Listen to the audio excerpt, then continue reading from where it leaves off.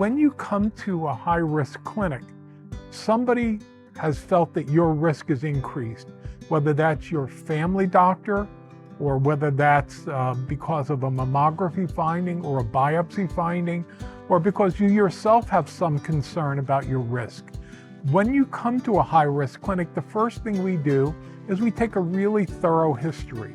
Look at what are your risk factors, and then we calculate what your risk is. If you're a woman in the United States, your risk of developing breast cancer any time in your life is about 12.5%, or 1 in 8. If your risk calculated comes out to 20% or more lifetime, that puts you in the high-risk category. Well, it doesn't mean you're going to get breast cancer, but it means that you need to be more watchful. We usually recommend that you alternate mammography, and often that's going to be a 3D or tomo mammography, sometimes mammography with contrast, alternating on a 6-month basis with MRI to really try and pick up cancer at the earliest possible stage. Family history is certainly one of the risk factors for developing breast cancer in the future. However, what most women don't know is that the absence of a family history does not mean that you cannot get breast cancer. In fact, 70% of women who are diagnosed with breast cancer do not have any family members who have had breast cancer or ovarian cancer.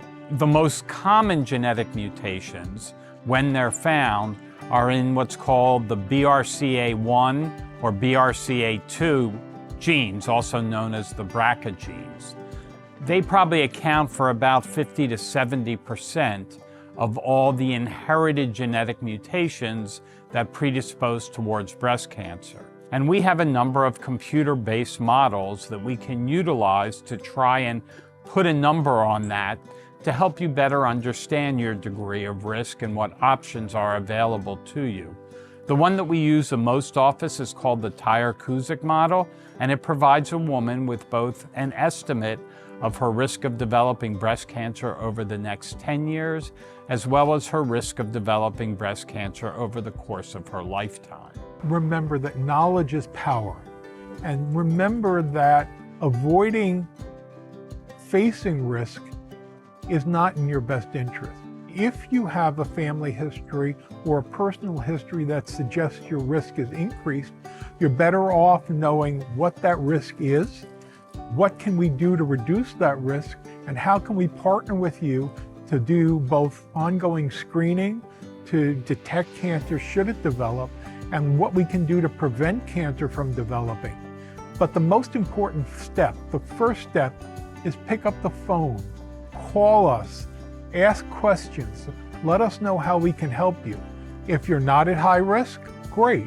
We'll tell you that, and we'll let you know what your screening should be from now on. If you are at high risk, well, then we can talk to you about how we can enhance your screening, improve your chances, and reduce your risk long term. When you come for high risk screening, understand you're joining a program, you're joining a team of practitioners and specialists who are interested in being with you and helping you to navigate this journey. It's not a one-time visit. We will sit with you, we will individualize a treatment plan, we will see you on an ongoing basis, usually twice a year or more often if needed, and we will tailor a program to meet your needs specifically as that would be the most efficacious for you.